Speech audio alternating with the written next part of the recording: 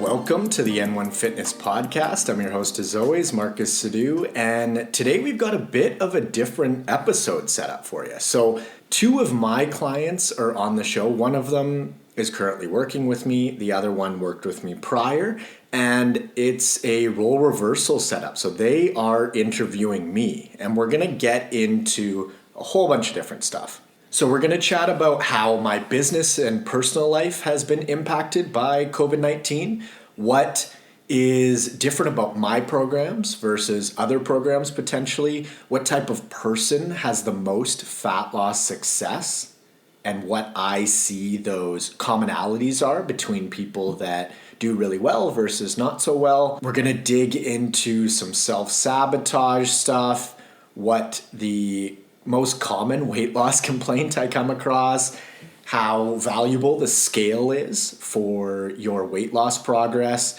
what my favorite treat meal or go-to treat meals are, how I know when to adjust a program or a client's program to avoid fat loss plateaus. So we're going to dig into that, how I handle my cravings and how I work around them, the best type of exercise for fat loss, how accurate devices like Apple Watches and Fitbits are for assessing calories burned.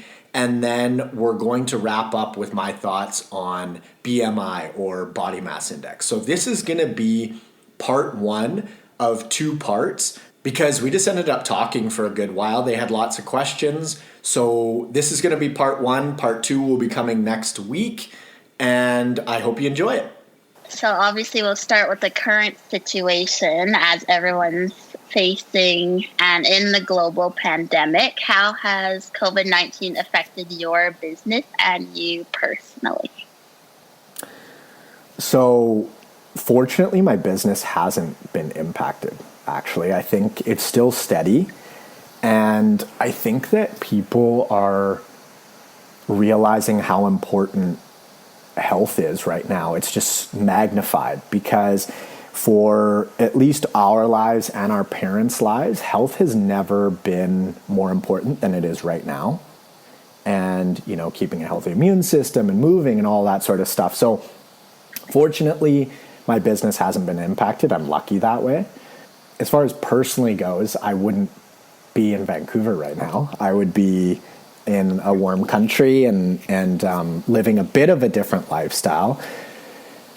But yeah, as far as business goes, I've been super lucky. And then personally, I mean, I'm just going through the same things that everybody else is going through. There's nothing unique to me. I think everybody wants to get out there and socialize and, you know, see their friends and hug their family and stuff. But yeah, it's pretty much the same for everybody on that front. Have you seen an impact on your clients in their weekly questionnaires? Yes, the mental and emotional aspects are coming to the surface quicker and more often right now. So I don't think that anything new is happening I don't think that new issues are developing right now. I think that the current situation is magnifying whatever issues were going on in the background. They're just bringing them to the surface. So for myself, I have been feeling this like frustration and some annoyance and things like that because the situation I feel very controlled. Like I had to fly back from Mexico. I can't go where I want to go when I want to go, and I can't hop on a plane and I can't do this and that. And so it's bringing sort of this underlying frustration or annoyance up at me, but I can't say that wasn't going on under the surface to begin with. It's just the current situation is magnifying it, if that makes sense. Yeah, that makes sense. Actually, some fun fact, I don't know if you guys heard this, but the divorce rate in Wuhan, the divorce rate is spiked. Like people are filing for divorce and stuff like that. And it's like, well, is it because this disease is causing divorce, or is it because the current situation is magnifying issues that people are having in their marriages and they're realizing maybe life's too short and they're spending way more time with their spouses than they were before? And so, again, I think it's just bringing things to the surface that were already there. It's just the situation is magnifying them. That's so true. I heard that for Australia too. But then I also heard yesterday, because I'm in the wedding industry, that the marriage licenses are going crazy in Wuhan, China now. Like everyone's just trying to get married now that they can. What, like for financial reasons, or what's the reason? I think just the gatherings, like now that they can actually gather and have a wedding, I guess they haven't seen such a spike in marriage licenses like they have in the last few days. That's interesting, because I think that also sort of the contrary to that, as far as issues being magnified, is that people are seeing that life is short, and so they might be like, you know what, I want to get married now because I love this person and I care about them. So it can sort of work both ways. That makes sense. Yeah, for sure. That's our little lovely situation as well with Ray and I, because there's just so many things that you keep seeing, like so many people are in the same boat, especially because we were supposed to be married a month from today. But it's just sort of, I think, telling yourself that it's out of your control. There's literally nothing you can do. And, you know, there's sort of I really believe that like everything happens for a reason. And so not sure what this reason is exactly, but it's just kind of the way it is right now. And everyone's in it together. So I think, I don't know about you both, but like I feel more connected to people now than I did before this even started, which is crazy. So I think there's some really nice silver linings in it.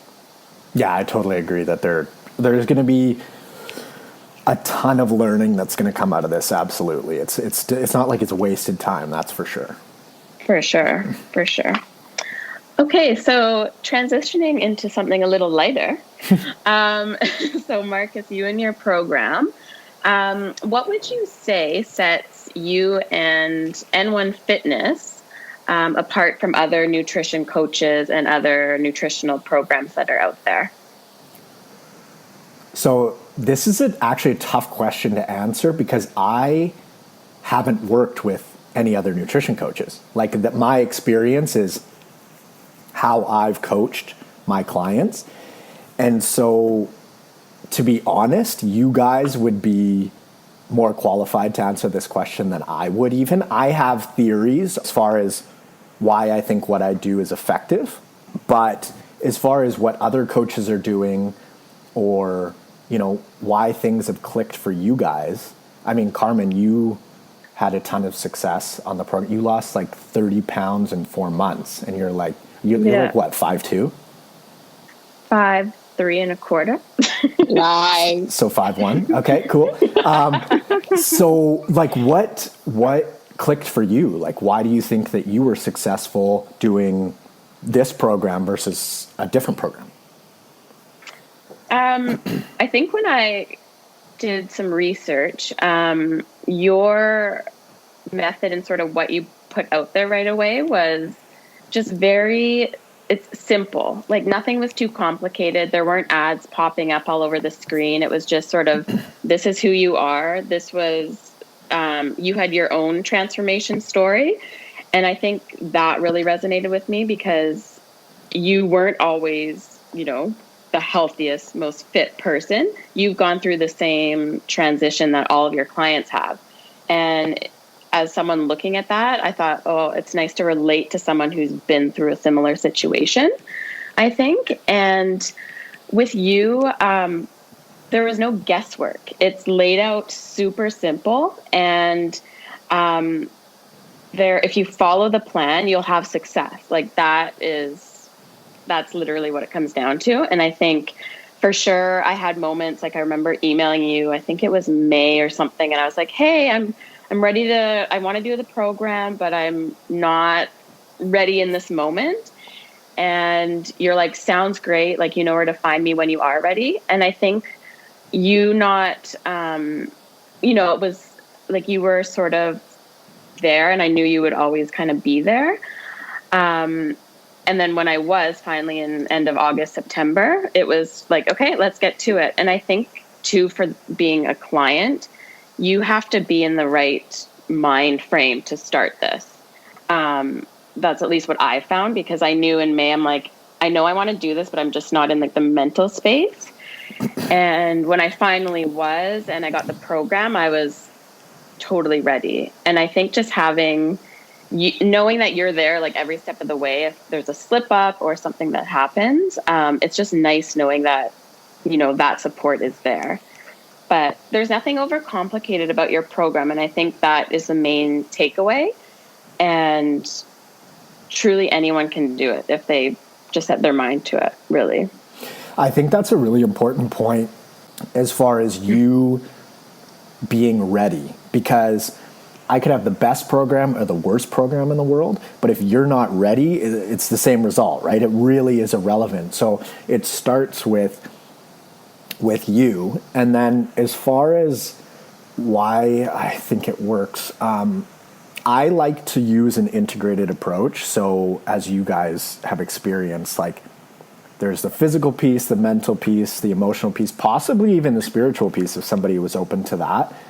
And I think that I attract people that are after a little bit more than, the protein, carbs, and fat. It's like, just eat this. And it's like, I think that we all know what to do, but how we integrate that and how, the mental and emotional aspects tie in with that stuff is very complicated. And everybody is truly different when it comes to how all of those pieces of the puzzle come together.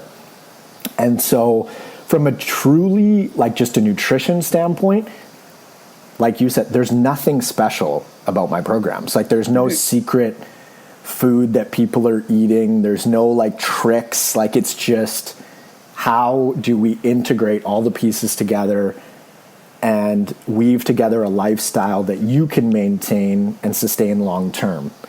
And I think that it's important.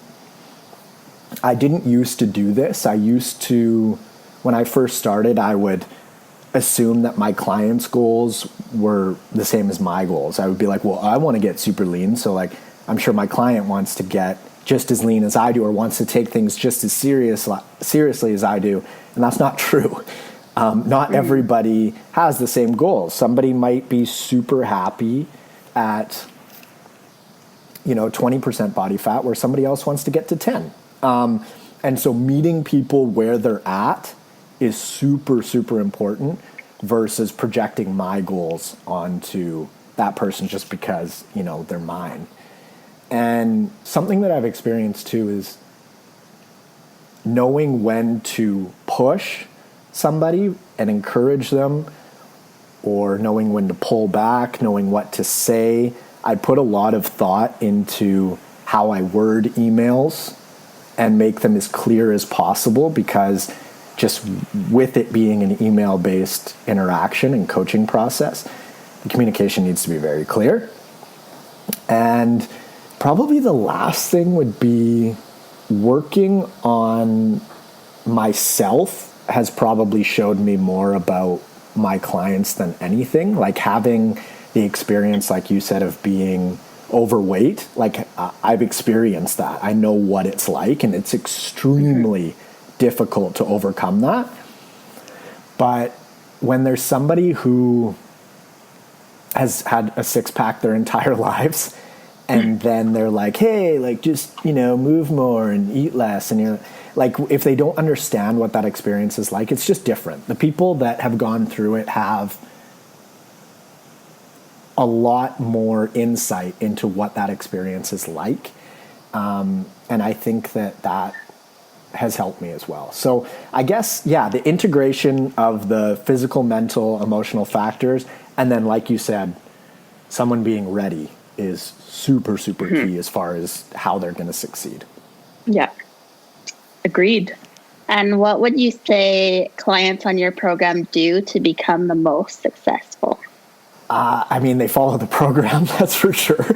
However, at the end of the day, you gotta stick to the program. Now, that doesn't mean that it's like, to a T. Like nobody sticks to the program to a T. People get super close, but life happens, stuff happens, things pop up, you make the best of a certain situation. But I think that the two things that stick out to me the most are accountability. So someone saying, I couldn't do X because of blank, versus someone saying, I just didn't do X, you know? And if somebody is making, I don't want to say excuses sounds harsh, but if there are other outside circumstances that happen to just be constantly influencing why someone can't stick to the program, I think that it's very important for that person to realize that they're probably just interested and not committed. Like the interest piece comes in where somebody, you do it when it's convenient, right? You're like, when you're interested in someone, you're like all the pieces have to fall into place perfectly in order for you to succeed. But if one thing goes awry, it's like, fuck, couldn't do it. Couldn't make it happen today. Versus the person that's committed, they're not going to accept anything but results. They're going to make the best of whatever situation comes up and make it work. It might not be ideal, but they're going to make the best of whatever pops up day to day. And then the second thing is just consistency. Like, it can get monotonous, you know, like you just sort of have to embrace that. I think that the consistency piece is one of the number one reasons why people don't get results. It's impatience. It's like, you know, and if you sort of take a step back and look at it, if you've had 30, 40, 50, 60 years of habits building up to this point, and you think that you're going to, you know, undo that in 4 weeks, 8 weeks, like that's crazy. That's crazy. So it takes time, it takes consistent effort, and I'd rather somebody be, you know, 80% on point 100% of the time versus perfect, you know, like 30% of the time or 40% of the time. That person just doesn't get the results versus that, you know, it might be a little slower out of the gate. The results might come a little bit slower, but they're going to be maintained and sustained long term. Mm-hmm. Yeah, for sure. And so speaking about your clients, usually at the end of your podcast, you say, if you're interested in personalized one-on-one nutritional coaching, feel free to reach out. So have you ever had clients reach out that haven't been the right fit for you? And if you have, why would that be? Yes. Yeah, I have, for sure. I'm not willing to take on anybody because not every coach is for everybody and not everybody is for every coach. And so I typically can weed out the person who is less committed to begin with. My questionnaire is not short. Like, you guys have filled it out. It's not short.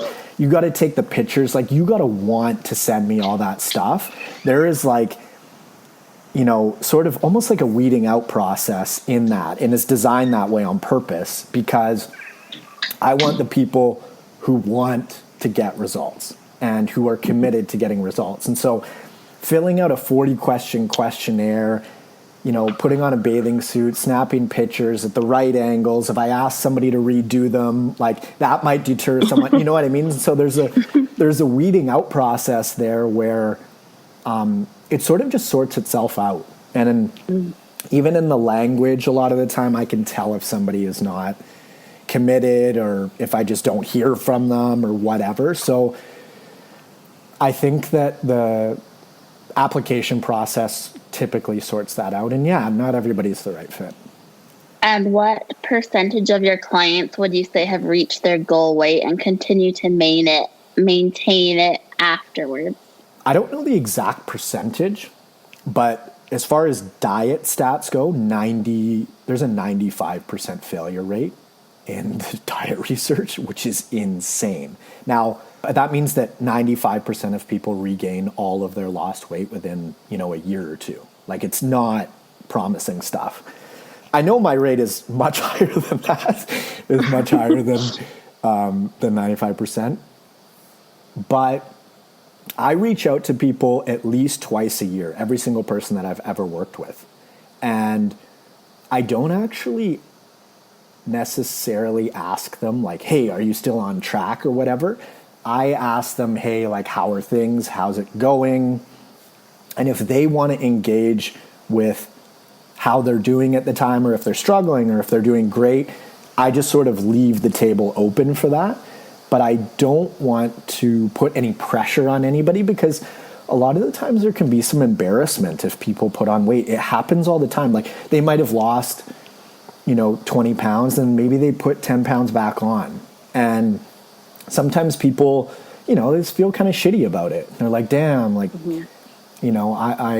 I should have been able to maintain those losses, or whatever it is. So I don't really push gathering those statistics from people, because I want them to share them if they want to share them and where they're at. And if people want to sign up with me again because they feel like, they need a refresher, or it took more than 12 or 20 weeks to get those habits in place, that happens too. But I don't have exact numbers, just because I don't really search them out. And also, it's just so easy to fall off track. I mean, a breakup, a vacation can throw you off track, where you just like, it spirals out of control, and all of a sudden you wake up 6 months later and you're like, oh my God, I'm 20 pounds heavier. Like, that happens. Or a family member dies. Like, there's just so much more to the process than like, protein, carbs, and fat. Yeah, it's so true. And like, for me, during all this stuff going on, like, it's been sort of like a roller coaster of emotion. And I think it was last weekend, I was just like, oh my gosh. And I ordered in. I actually was like, I got a lettuce burger, so I was, pretty good still. You badass. Yeah. And like, Ray made some bread and I ate that and stuff, but I just still, because I've been really consistent still. But even after that, I'm like, oh, I feel so gross. So I'm like, hey, you know what? And what I did, which I personally found helpful, is I went back and I read some of my answers to your questions when I was on the program of how I was feeling. Because like 99% of the time, I was feeling so good. So just kind of rereading my own messages was like, okay, here's a reset and let's get back onto it. So it's just, for me, it's just kind of going back to that and how I feel. And I think I've lost 4 pounds since I ended my program, but now I'm in my traffic light system and just keeping track of that. So yeah, I think it's definitely, it's really hard, and it's a lot of stuff to do with your mind and thinking, and it's easy to just snap your fingers and be completely off track. But that's why those questionnaires are so helpful, even though, yes, I must admit sometimes they're tedious just to answer them, but it's actually really rewarding and worth it, I think. That's such a good point, as far as going back and reading sort of where you were at, because we're so adaptable that, it's not like you feel amazing and then you feel like absolute garbage the next day if you start to fall off track with your nutrition. It's this gradual downward process, and you adapt along the way.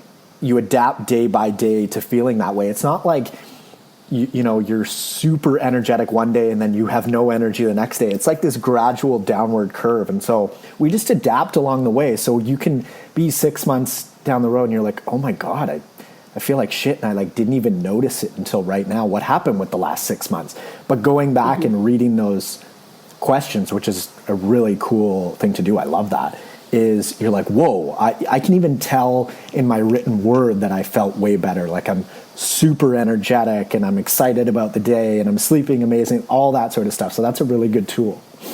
Yeah, it's helped me. So I don't know, it might help other people too. Now, have you ever had clients who have self-sabotaged? And if so, what advice, or how did you get them kind of through a funk? I have never had a client that hasn't self-sabotaged. It is, and I do it too. I mean, it's not a matter of do people self-sabotage or not. It's a matter of to what degree. So there is, one end of the scale might be like, I didn't even grocery shop.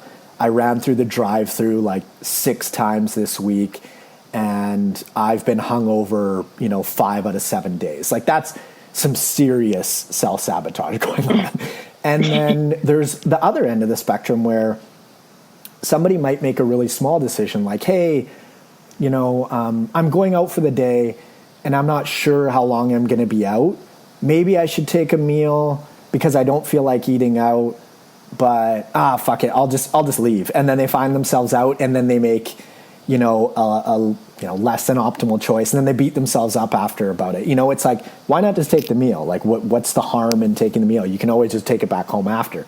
So that would be like a super light version of self-sabotage, but it's just this sliding scale where it's just a degree question, not an if question. And as far as how to go about that, first of all, identifying it. Like, if somebody thinks that they don't self-sabotage, that is the problem right there. That is self-sabotage, by thinking that they don't do it, right? Because they're just completely not aware of it. So first of all, you need to establish that it's happening. And then second of all, use tactics to work around it. And so set yourself up for success. Like, if somebody wants to lose weight and they have all sorts of like ice cream and treats and shit in the freezer 10 steps away, that's self-sabotage. Like, why would you do that to yourself? You're making it so much harder than it needs to be. It's like, you want to be in a monogamous relationship and you're like hanging out at the Playboy Mansion like 5 days a week. It's like, you know what I mean? It's like, why make it harder for yourself, So, I mean, and at the end of the day too, I think that with something like that, self-sabotage is really closely linked in with establishing what you truly want. Because if I have ice cream and all sorts of treats really easily accessible, and I know that I'm susceptible to that just from an evolutionary standpoint, is weight loss really what I'm after? Like, do I really want that?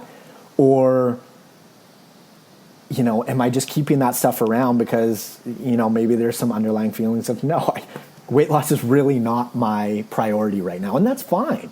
That's fine. But telling yourself that it is when it isn't can almost cause more stress than just admitting to yourself it's not a priority.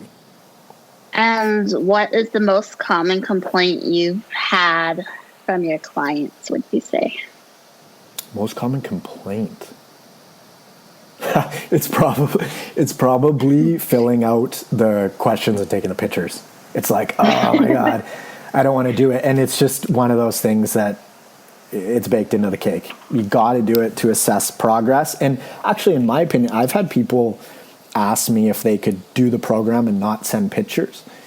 And I say no, unfortunately, that's a requirement. And if you don't want to take the pictures, that's totally cool. But I'm not willing to work with somebody that's not willing to take pictures, because in my opinion, it's sort of irresponsible, because I'm only going off of what they're saying, and I need that visual input as well, as far as what to do with the program. Sometimes what people say is very different than what's really going on, right? Like, actions speak louder than words. And so I need that information in order to coach someone to the best of my ability. So it's probably the questions and the pictures, but people are always happy about the pictures, like that they took them after, because they're like, oh my God, it's so awesome to see how far I've come.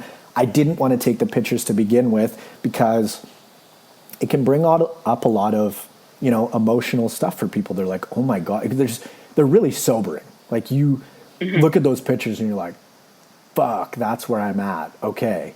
But they're always happy about it afterwards. And it's so rewarding to look back to see how far you've come, because you see yourself in the mirror every day. But when you look at those pictures, and again, that process is gradual, but when you look at those pictures and you compare them side by side, it's crazy. You really get to see how far you've come.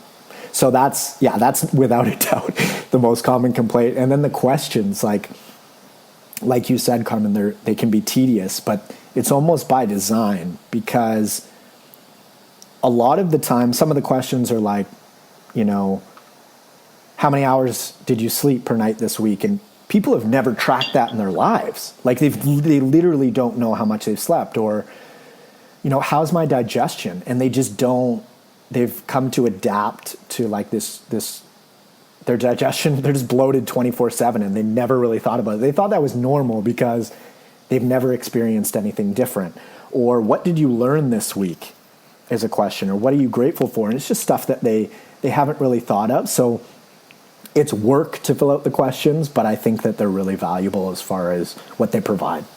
And I think also for after the program too, like I said, refer to the questionnaire still. I still look back at my pictures because, yeah, even during the process, I was like, oh, I feel like nothing's changed. And then you go like from 1 week to the next, and like, oh my gosh, there's actually a huge difference.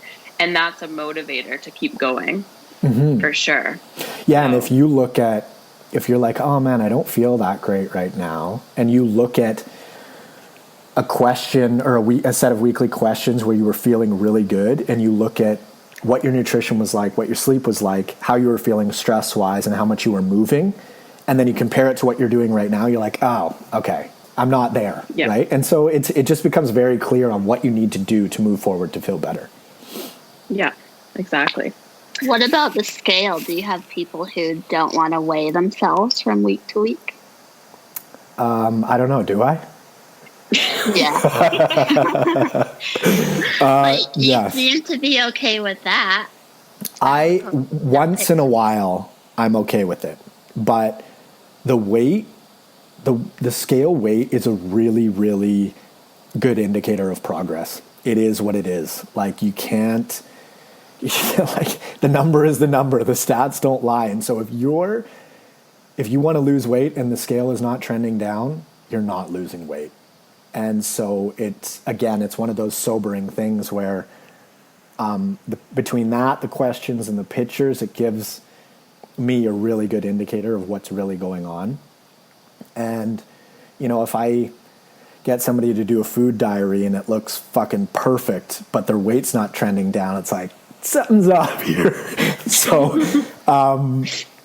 it just gives us information as far as what to address and what to do moving forward. So the scale weight's really important. I completely disagree with people that are like, the scale is not important. I fundamentally disagree with that. If you're not losing weight, or if your scale weight isn't trending down, you're not losing weight. Simple as that. Now, on your program, you let clients have a treat meal once a week. So do you ever have a treat meal? And if so, how often and what do you usually have? Yeah, I mix in some treats here and there. I really like, so my favorite pizza place is Parlor in Yaletown. You guys have been there, right? Oh, I've actually never eaten there, but oh my God, the pizza's so good. I love their pizza, so I might do something like that. But I don't handle dairy well, and so it's sort of a trade-off. Like my skin just acts up immediately. So fortunately, I'm too vain to eat dairy often because I want my skin to be good. So it's like a deterrent from doing that. But I really like Coconut Bliss ice cream. That stuff is incredible. But again, I don't eat regular ice cream just because of the dairy. And as far as how often, I don't really think about it like that. It's just, right now I'm actually gaining weight on purpose, and I'm in like a muscle building phase. So it means that I'm eating above my maintenance calorie intake, which means I'm never hungry. And it sounds awesome to people when they're like, they have weight loss as a goal. You're like, oh my God, you're like never hungry.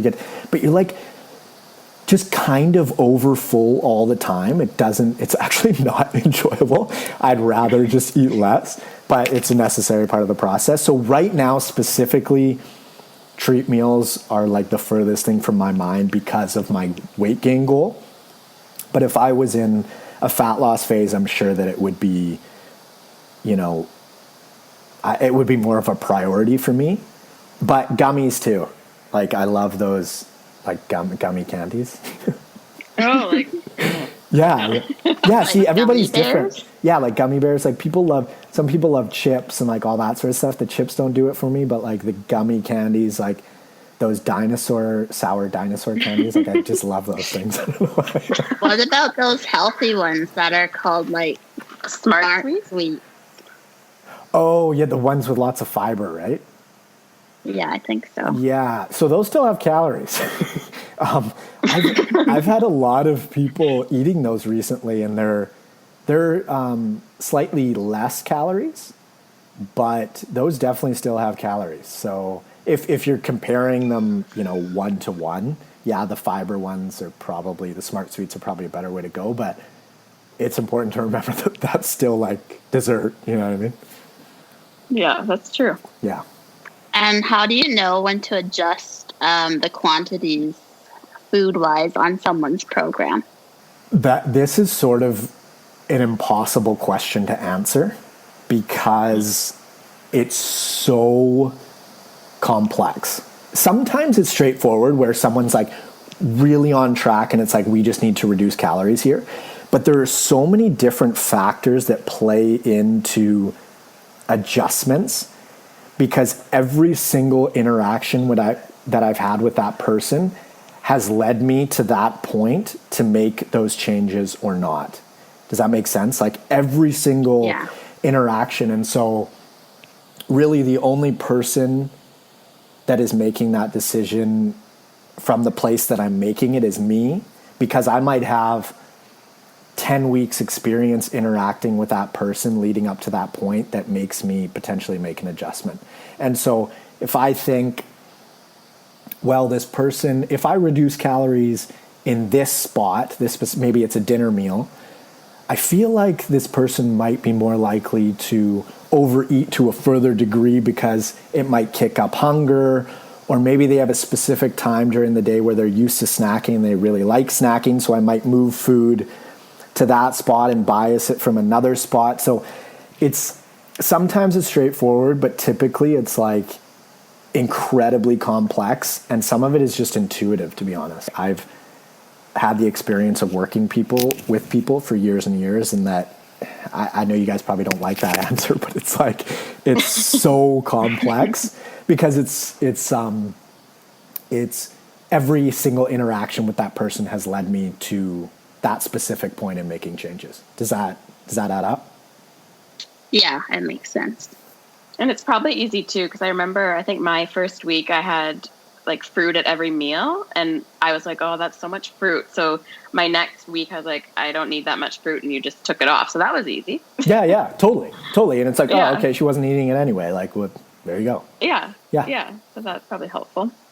I think you kind of answered this before, but about binge eating or craving. So if you're like craving coconut bliss or whatever, do you just go for it and just satisfy that craving, or how do you handle that? Okay, so first of all, the evolutionary mechanism at play is really important because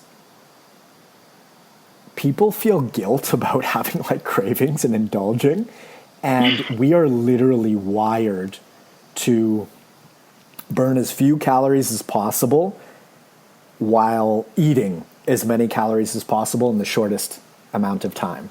And so we have a food abundant environment now, whereas for our entire evolution, we didn't. And so we had mechanisms at place that drove us towards wanting to yield as many calories as we could in the shortest amount of time because food wasn't abundant. Now we have the exact opposite issue.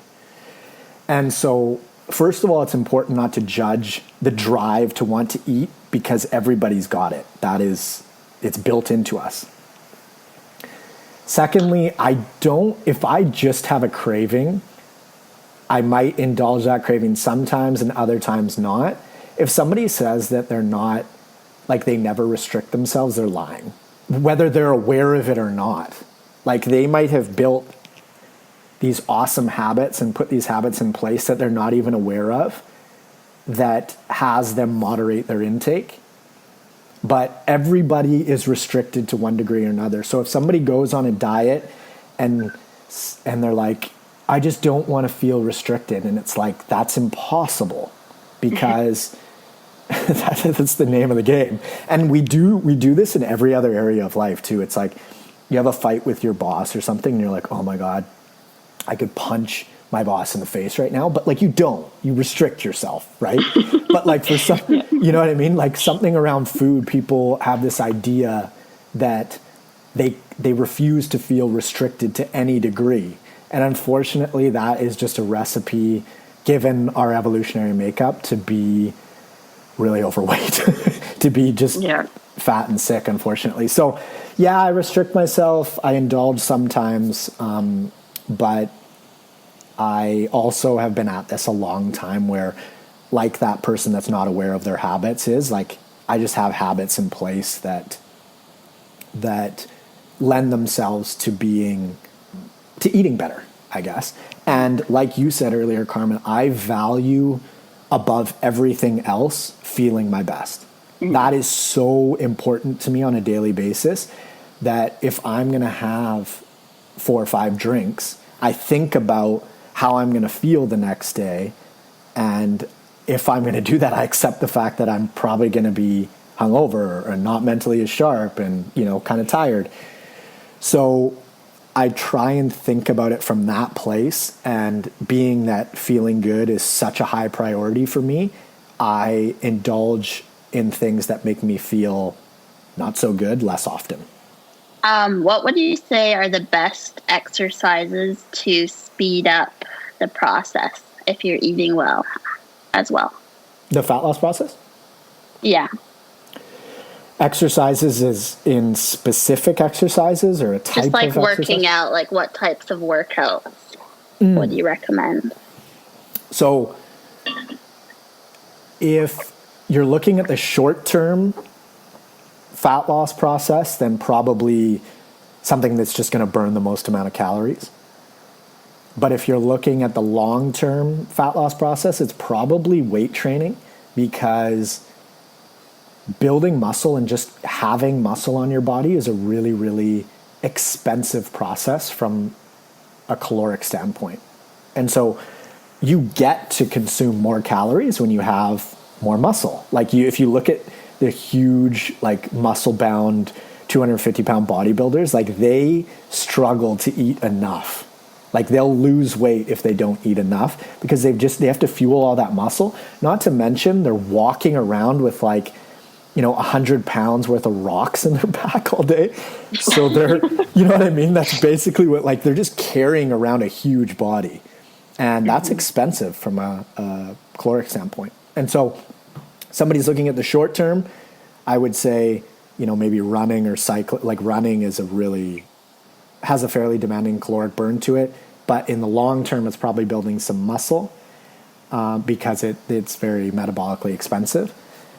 So, yeah, it depends on how you want to approach that. Okay. And I know a while ago you told me that the Apple Watches or Fitbits or whatever you want to call it aren't accurate in counting how many calories you burn during a certain exercise. Yeah. Why do you say that? The technology is just not there. This is a perfect example. Say you take the bodybuilder that's 250 pounds with tons of muscle at 10% body fat, and then you take a 250-pound person that's super overweight and has 35% body fat. When you enter your information in the Apple Watch, it's giving the same reading back to both of those people. But we just talked about how metabolically expensive muscle is and how many calories it takes. And so the person that has a bunch of muscle is burning way more calories than the person who is at 35% body fat. And that scales. And so that's why. Is that kind of that's one of our other questions about the body mass index? Because you're entering a height and a weight, but it could be 2 people that are 5'4". One person has 10% body fat, the other has 40. But is that an accurate reading, that BMI scale, or no? It depends on the person. It's sort of more so geared towards the sick population. That's why it's used. That's why doctors use it and stuff like that. Yeah. So it's a very specific population that it's geared towards. But I mean, I'm technically at the very, very top end right now of a healthful BMI, which is crazy. I'm not overweight. So it depends on the person that it applies to, but it was designed to be used with the sick population. And when you're talking about the healthy population, it's just a completely different story. Oh, see, no one's ever said that before. And usually, like, whenever the doctors have used it on me just to see, it's like I've always been obese according to that scale. But I'm like, I don't think I look obese. Yeah, I know. It's sort of like, again, it's a skewed sample because doctors don't see healthy people, right? That by design, Yeah. that is, they are dealing with a sick population basically 24/7. And so a lot of the markers in just a regular blood test and stuff is like, they're designed so you're okay, versus thriving, and then on the other end where there's a serious issue. So yeah, the BMI is typically used by people that are dealing with a sick population. Okay.